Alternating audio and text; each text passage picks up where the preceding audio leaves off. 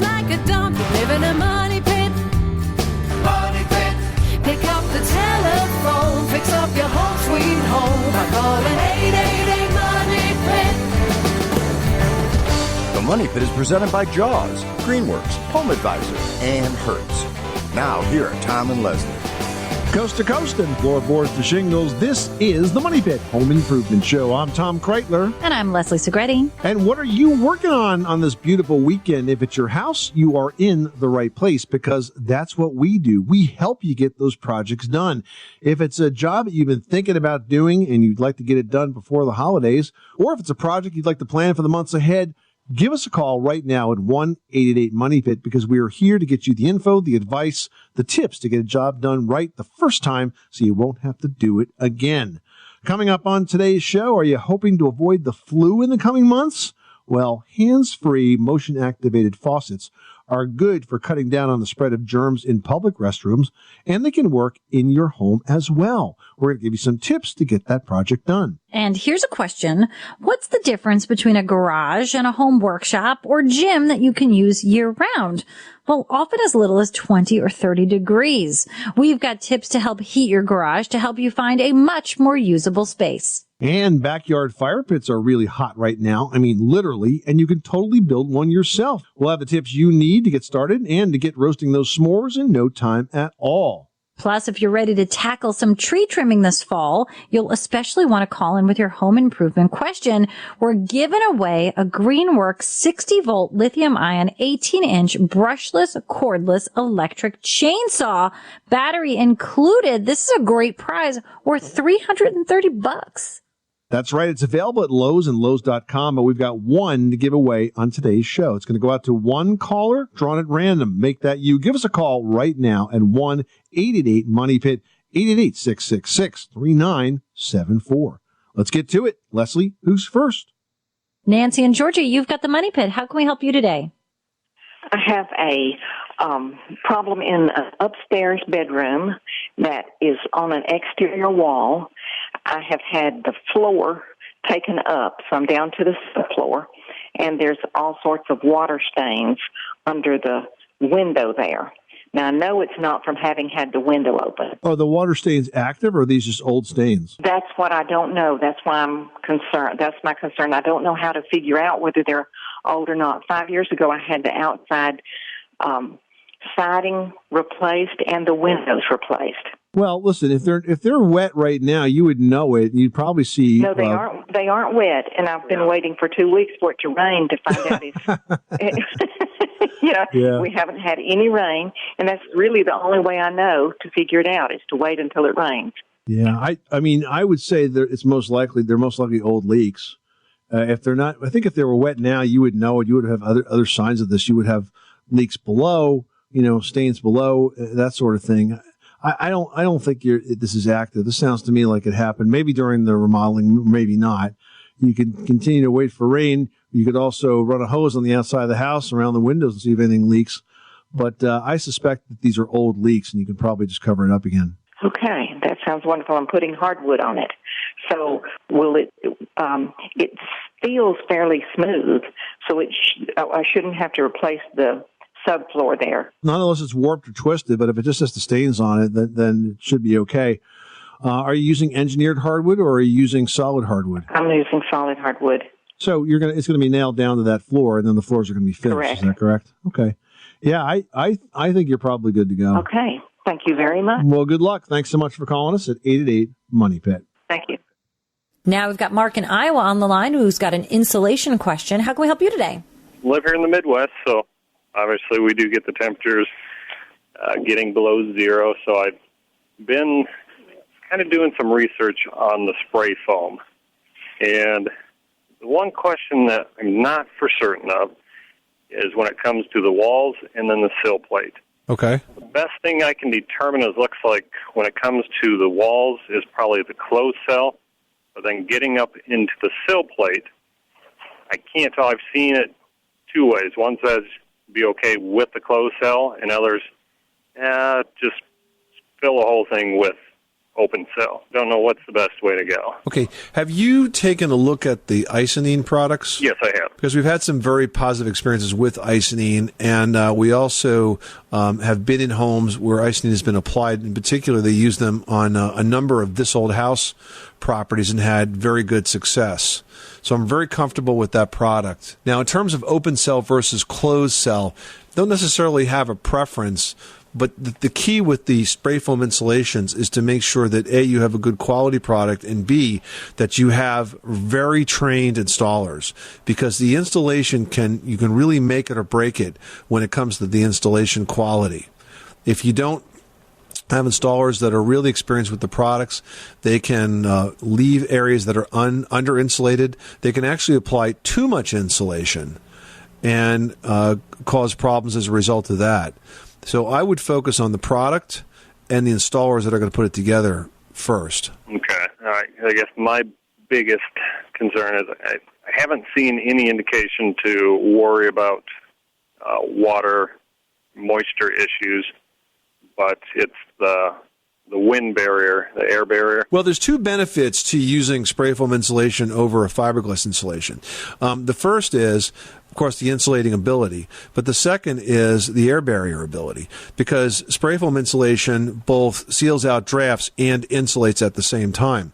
So that's the benefit of that product over, say, a batt product like fiberglass, or frankly, even cellulose, because you don't get the air sealing capabilities. Now, is this a new home that you're constructing?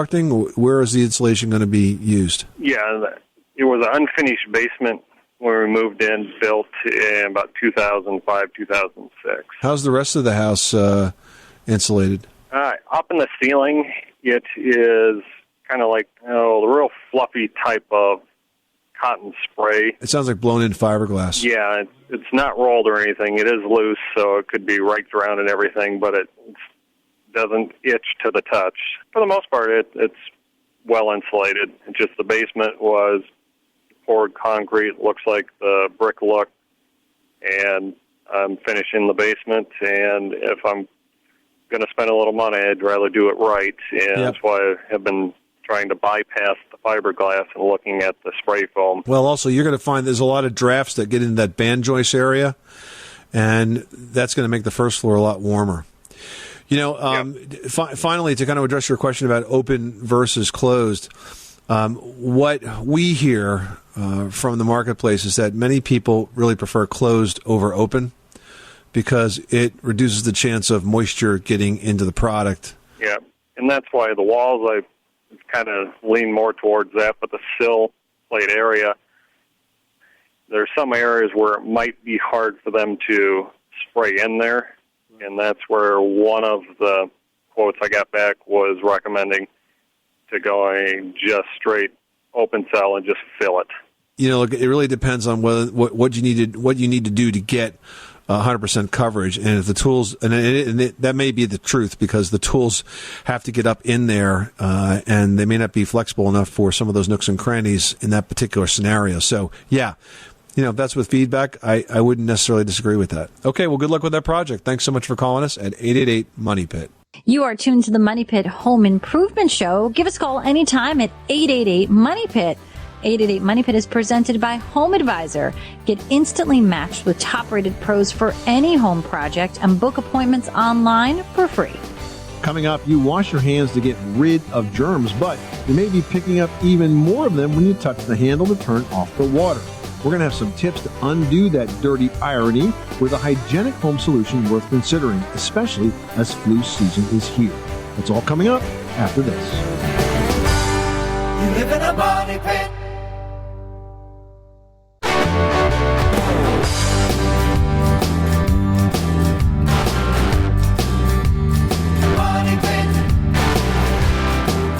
Making good homes better. This is the Money Pit Home Improvement Show. I'm Tom Kreitler. And I'm Leslie Segretti. Give us a call right now at 1-888-MONEY-PIT, presented by Home Advisor. A fast and easy way to find the right pro for any kind of home project, whether it's a small repair or a major remodel. And if you do give us a call with your home improvement question, we'll toss your name in the Money Pit hard hat, because we're going to pull one listener out at the end of the show. and hand off a Greenworks 60-volt lithium-ion 18-inch brushless cordless electric chainsaw. This tool amazes me, Leslie, because all the years that I struggled with gas-powered chainsaws and some where you had to, the two strokes where you had to mix up the oil and the gas, messy to use, expensive, always needs a tune-up, it seems, because it never wants to run the next year no matter how good a job you do cleaning it. That's all behind us now because this chainsaw can make 180 cuts on a single battery charge. That's pretty amazing, right? That's amazing. So if you'd like to win it, give us a call right now at 1-888-MONEYPIT, 888-666-3974. Now, the Greenworks brushless cordless 18-inch chainsaw is available at Lowe's and Lowe's.com for $329, but it's going out to one listener drawn at random. Make that you. Pick up the phone. Call us right now with your how-to question, your decor dilemma. That number again, 888-666-3974. Debbie in Delaware, you've got the Money Pit. How can we help you today? I live in a home built in 2006. I have an unfinished basement. All the walls are cement. My air conditioning and heating unit is down there. Okay. I have a very fine white, it's not even a dust, it's like a powder that's getting through the whole house. Through the whole house? It's going through the whole house. It's got to be coming through the heating and air conditioning vent. Okay. I don't know if it's something. It feels like the same powder that is like on the cement walls, like something was sprayed onto them. So these are concrete block walls? Solid concrete. Solid concrete. All right. And do you see any sort of white powder that's sticking to the concrete, to the cement walls? You do? Okay. Yes, absolutely. Like if I go to wipe my finger on it, it's almost like chalkboard. Yep. Okay. So here's what's going on. Then they may not be connected, these two observations, but insofar as the walls are concerned, that's a mineral salt deposit. And what happens is the water that collects around the outside of your foundation will draw into the wall. The walls are very absorptive, and it will draw into the wall, and it will evaporate. The moisture will evaporate into your basement, but it will leave behind the mineral salt deposits that are in the soil and in the water. And that's that white powder. Sometimes it looks light gray.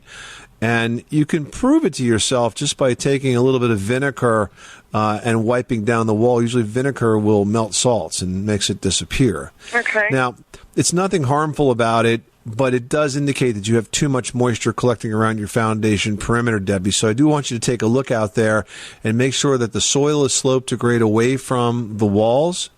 Also make sure that your gutters are clean and free-flowing and that you're not doing anything to really retain water at the foundation perimeter.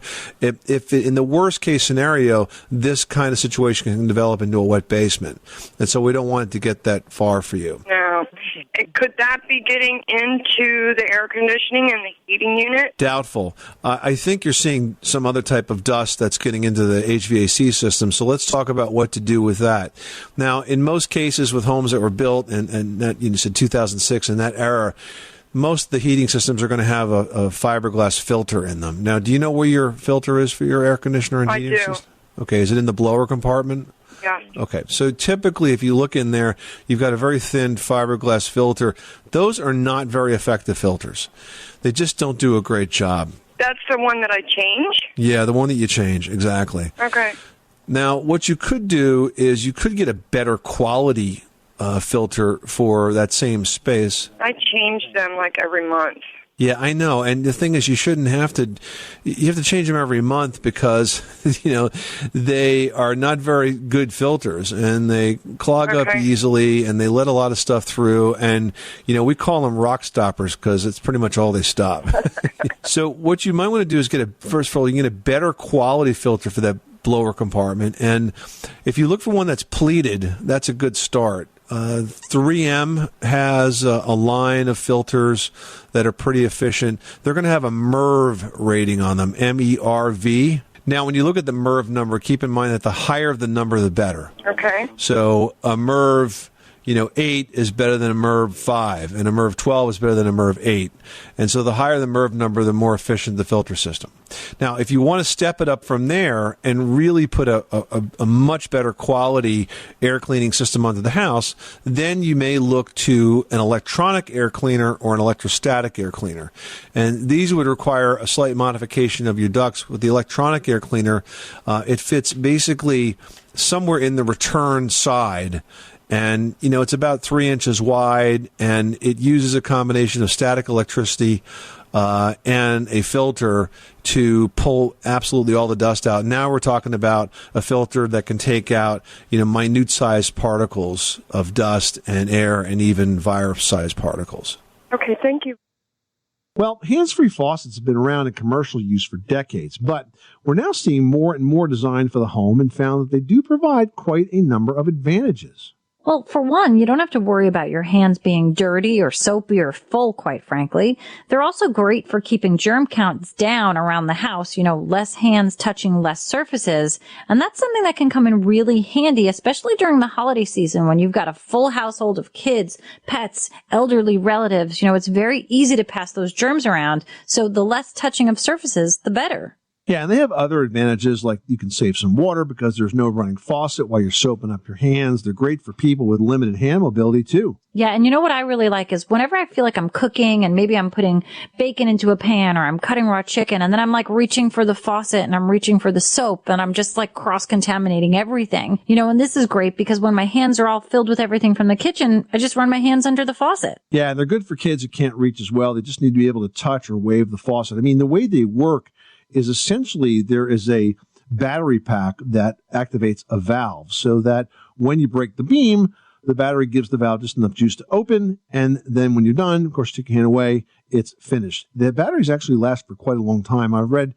some of them are rated to last a full year. So it's pretty low maintenance once you get this thing installed. I think it's a cool idea. I think I definitely am interested in trying it. Jeff in Delaware is dealing with a mysterious sulfur odor from a well. Tell us what's going on. Well, we have a well, and I have a water softener on it, a filter and cartridge filter, and we still have a lot of iron in our water, and it has a real strong sulfur smell, and I don't know anything else to do. And it's sometimes if it sits if we go out of town and come back a day or two later, the smell is just horrendous, and I was just wondering if you guys could give me any tips. Jet, that sulfur smell may not be coming from the well. It could be coming from the water heater. Have you considered that? No, sir. Because if the anode in the water heater is wearing away, that can result in a very strong sulfur odor. Have you noticed if the sulfur odor is more prevalent in the hot water or the cold? Hot. Yes, sir. It is. I don't think it's the well at all. I think it's your water heater. Oh, wow. That would be great. Well, okay, what's the solution? Now, you can replace the anode in the water heater. Okay. It basically unbolts from the top of the water. If you look at the top of the water heater, you'll see what looks like a big hex nut. Uh-huh. And you can unscrew that, pull out the old rod, and put in a new one. Oh, okay. So I think you might be looking at the wrong place for the source. I think the problem is the water heater and not the well. Well, I will sure try that. That'll be a simple fix for me. It certainly will be. It's called a sacrificial anode for that reason. You sacrifice a little bit every time for all the time that it's in there. And at some point, sometimes it develops to the point where it has a sulfur smell. If you add a replacement anode to there, that should help alleviate the sulfur smell, because essentially what's happening is the anode contributes to the production of hydrogen sulfide gas, and that's what has that nasty rotten egg odor to it. Okay? Well, I really do appreciate that, man. And I appreciate you taking my call. I sure do. You're very welcome. Good luck with that project. Thanks so much for calling us at 888-MONEY-PIT. Remember, you can reach us 24 hours a day, 7 days a week, right here at 888-MONEY-PIT with your home repair or your home improvement question. Coming up, do you want to pick up a bit more space this winter season? We'll tell you how and where to look when the Money Pit continues. You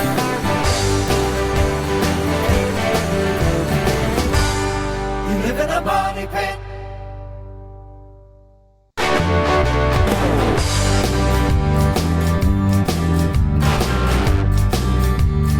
Money pit.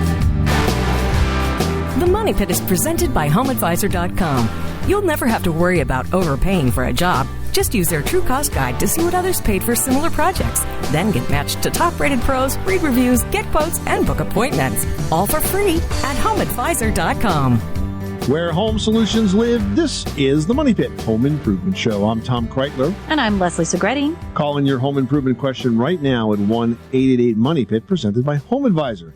Hey, you need some new flooring in your kitchen or your bath? Home Advisor can instantly match you with the right pro for the job for free.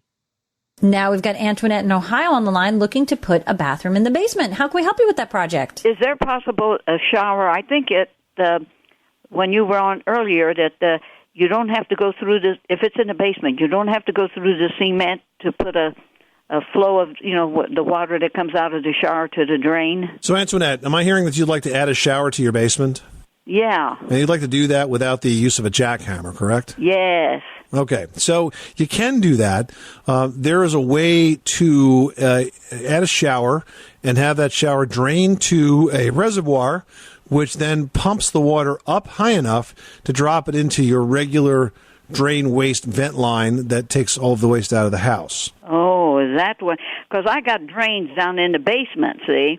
And that's where my washer goes to that drain. That's why I wanted a shower, so that when the water, the dirty water comes through the shower part, that it'll go right into the same drain. And where is that draining eventually? Well, it goes through just where all the water of your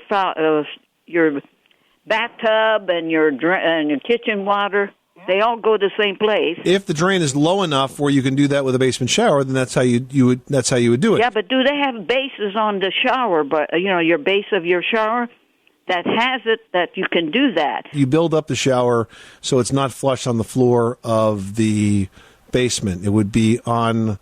You stepped up, a few inches to a foot or so you could get the plumbing in there, and then you would make sure that you drain that, if possible, to a lower point where the house drain can pick it up. But if not possible, you drop it into what's called a lift pump. The lift pump lifts the water up and then drops it into the main drain line for the house and carries it out and away. Okay, well, that's a good idea. Okay.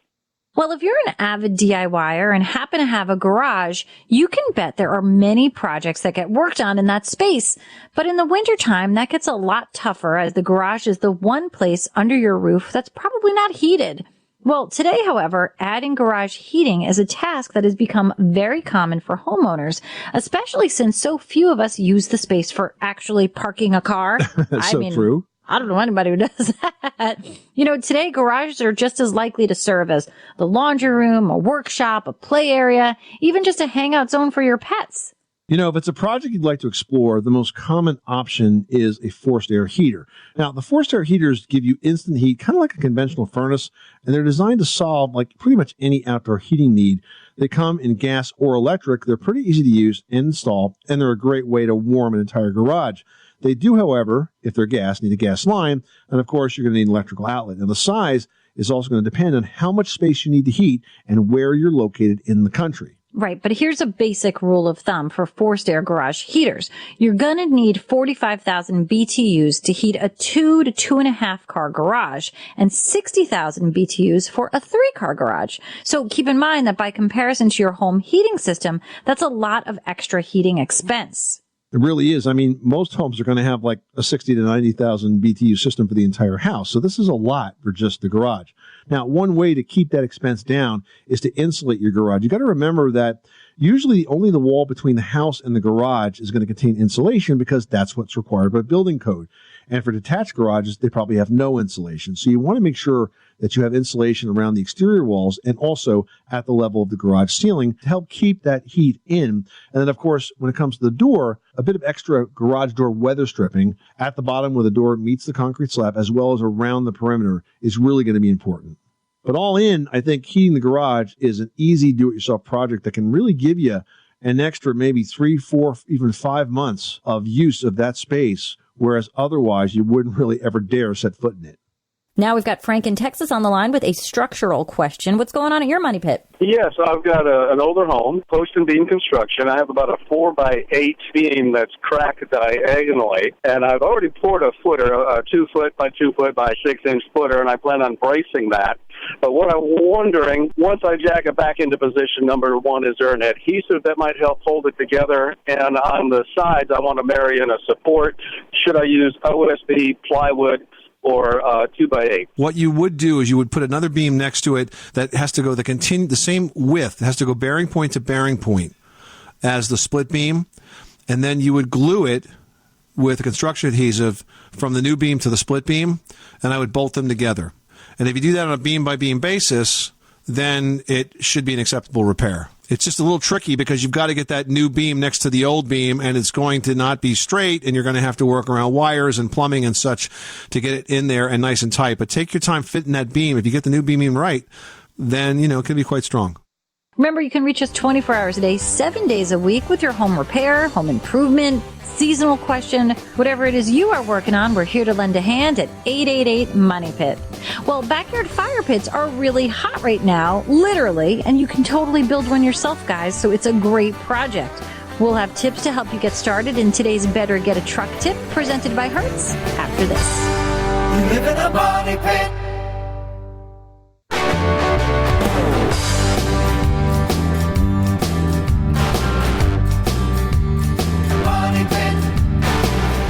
The Money Pit is brought to you by Sense. The Sense Smart Home Energy Monitor works like a fitness tracker, telling you what's on in your home and how much it costs, so you can save electricity and money. Learn more at sense.com. Making good homes better. Welcome back to the Money Pit Home Improvement Show. I'm Tom Kreitler. And I'm Leslie Segretti. Hey, do you have some tree trimming plans for this fall? Well, if so, you definitely want to pick up the phone and call us right now because we're giving away a Greenworks 18-inch brushless cordless electric chainsaw, battery included. It's going out to one caller, drawn at random. It's worth $329. Gives you all the power you need for up to 180 cuts on a single charge. It's got a brushless motor that's engineered to provide more power, torque, quiet operation, and longer motor life. Plus, it's easy to operate. There's a convenient push-button start. No messy, smelly, or loud gas engines. It's available at Lowe's and Lowe's.com for $329. But that Greenworks 18-inch brushless cordless electric chainsaw is going out to one listener, drawn at random. Want to make it you? Well, pick up the phone. Call us right now with your home improvement question, your decor dilemma. That number is 888-666-3974. Christine in Alaska's on the line with a question about insulation. What's going on at your money pit, Christina? Actually, my question is, how do I keep my floors above the unheated crawl space warm? And I was wondering if we could insulate the floor underneath but would that cause the pipes that are down there to freeze? No, it wouldn't cause them to freeze. The crawl space is designed to be an unheated space. But since you're going to be down there anyway, what I would tell you to do, Christine, would be to insulate those pipes. So you can do that with pipe insulation that basically is designed to be wrapped around the pipe. And when it comes to the corners, that's where sometimes people get a little lazy. Make sure you insulate the corners real well by cutting the joints perfectly. They're made of foam rubber, so you can easily snip them. But I would insulate all the pipes, and then I would definitely insulate the floor. In fact, I'm surprised it's not insulated now. You want to choose an insulation that is as thick as the floor is deep. So if it's 2x10s that are your floor beams, make sure you use 10-inch deep, unfaced fiberglass insulation. Get it up there in between those floor joists, and then that can be supported with wire hangers. They're kind of like thin wires that are a little bit wider than the floor joists are apart, and they sort of stick into the wood on both sides and support that insulation in place. And I think you will see an amazing difference in the warmth of those floors once you do that. That sounds great. All right. Well, it's going to be a much warmer winter for you as a result. Good luck with that project. Thanks so much for calling us at 888-MONEY-PIT. Well, backyard fire pits are really hot right now, literally. On cool nights, who doesn't want to melt marshmallows and have the great smell of a campfire right in your backyard? Yup, and with just a bit of planning and a trip to your local building supply store, you can build a fire pit yourself. we're going to have some tips to help you get that project done in today's Better Get a Truck tip presented by Hertz. Now, the first decision might be the most important, and that is, where's the best place to build it? Many towns have what are known as open burn laws, which dictate how close to your house or your neighbor's house the fire pit can be located. So you need to pick that spot carefully. I can't tell you how many times in the years I spent as a professional home inspector that I found fire pits, grills, or other heat-generating appliances too close to homes, and sometimes I could actually see melted siding as a result. Now, the fire pit itself, it's got to be low to the ground. You don't want it any higher than 1 foot, and that's simply for stability. So bury the base below the ground and line it with gravel for drainage. Now, when it comes to build it, you've got lots of options for materials. If you don't want to haul heavy real stones, you can use blocks that are made from cast concrete and molded to look like the real thing. In either case, you're going to need to line up a truck or a van to get all of the materials back to your house. Hertz has a full line that can help. You're also going to need to pick up a thick steel ring to line the fire pit like the ones you see at park campfires. These protect the concrete in the blocks from the heat, which can cause them to dry out and then break down. Now, building the pit is really the easy and the fun part. Construction begins with a trench that's wide enough to support those blocks. That should get filled with stone and tamped down to create a firm, level base. Next, you just set the blocks on the stone and use a zigzag bead of masonry adhesive across the 2 adjacent blocks to hold more layers. Make sure any interlocking parts on the blocks fit together well and continue until the second or third course is finished. And you're going to be roasting those s'mores in no time at all. And that's today's Better Get a Truck tip presented by Hertz. For any home project, store pickup, or move that needs more than your car can handle, remember HDTV. Hertz does trucks and vans. Book now at Hertz.com. Adele in New Jersey is on the line with a flooring question. How can we help you today? We just had new carpeting installed in our living room, dining room, and we're having the balance of the house done in about a week and a half. We are now finding when you walk through the living room and dining room area, we are getting a few squeaks in the floor in walking. Now, whether that has anything to do with our subfloor, the house is approximately only 28 years old. We bought it new when it was built. Now, do you think there might be a problem with the subflooring? We do have a crawl space. So underneath the carpet, what is the subfloor? Is it plywood? Yes. Okay, so you have a good opportunity now, not for the rooms you've already carpeted, but for the ones that you're about to carpet. When you take up the old carpet, you need to go through and re-nail or screw the subfloor down to the floor joists, because those boards loosen up, and as you step on them, they move back and forth, and that's the squeak. So what I would like to see your contractor do is pull the carpet up and then take some drywall screws, these case-hardened steel screws that are sold everywhere today, and physically screw the plywood down to the floor joist. You put a screw in about 4 screws across the width of the plywood on every single floor joist. You just go from one end to the other. They're driven in with a drill, so it's a very easy job to do. And that will really tighten up that floor and reduce the movement dramatically, and that will prevent, if not eliminate, squeaks under that carpet. Yes. Oh, that sounds terrific. Thank you so much for your help. All right, Adele, good luck with that project. Thanks so much for calling us at 888-MONEY-PIT. You are listening to the Money Pit Home Improvement Show, presented by HomeAdvisor.com. Never worry about overpaying for a job. Use the Home Advisor True Cost Guide to see what others paid for a similar project. It's all for free at HomeAdvisor.com. Coming up, fall is a popular time for painting, but before you start, there is one thing that you absolutely must do if you want to make that project a success. We'll have that solution next. You live in a money pit.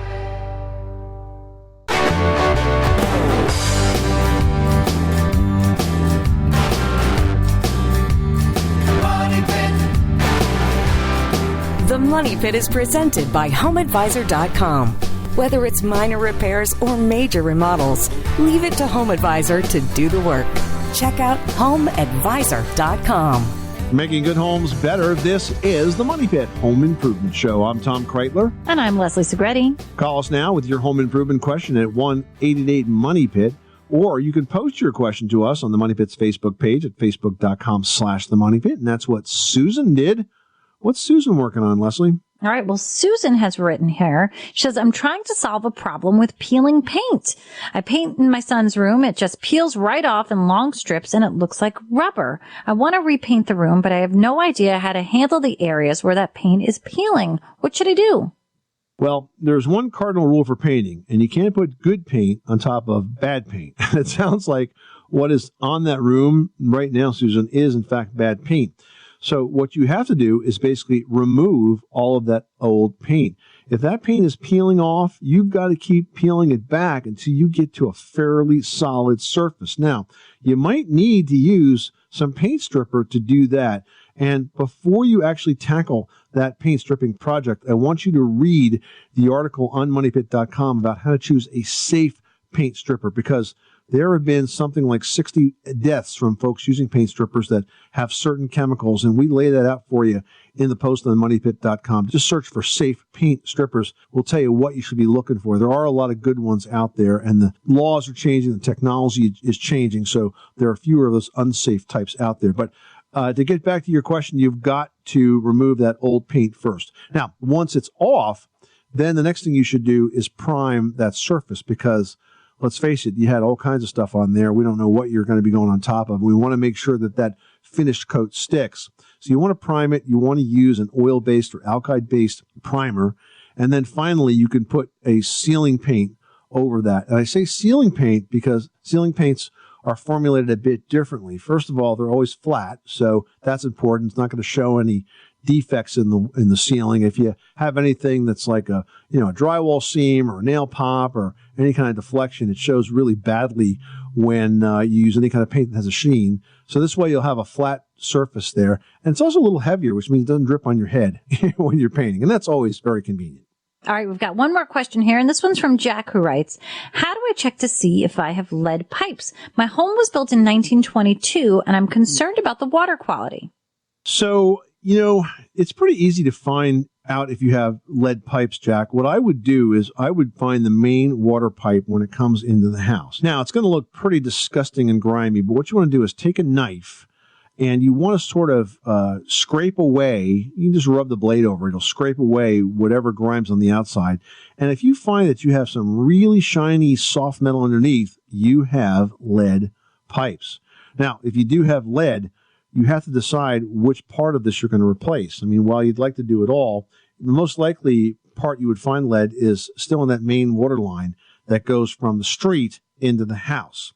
Now, if that's the case, replacing that line is your responsibility. The water company will not replace it for you. They only bring it generally to the street. You've got to bring it down into your house and in. It's a pretty expensive project because of the digging that's involved. You've got to make sure that you call utilities before you do any digging, because you don't want to hit anything else that's underground at the same time. But I would look to install a PEX pipe, PEX, because that's going to give you longevity, durability, and get that lead out of your life forever. All right. Hope that helps, Jack. Good luck with the projects. This is the Money Pit Home Improvement Show. Hey, thank you so much for listening to us this hour. We hope we've given you some good tips and advice to help with your fall fix-up or holiday projects. If you've got questions, remember, 888 Money Pit never closes. You can call us 24/7. And by the way, if we're not on the air, when you do call, we will toss your name into that very same Money Pit hard hat to qualify for the next week's prize. So keep those questions coming. I'm Tom Kreitler. And I'm Leslie Segretti. Remember, you can do it yourself, but you don't have to do it alone.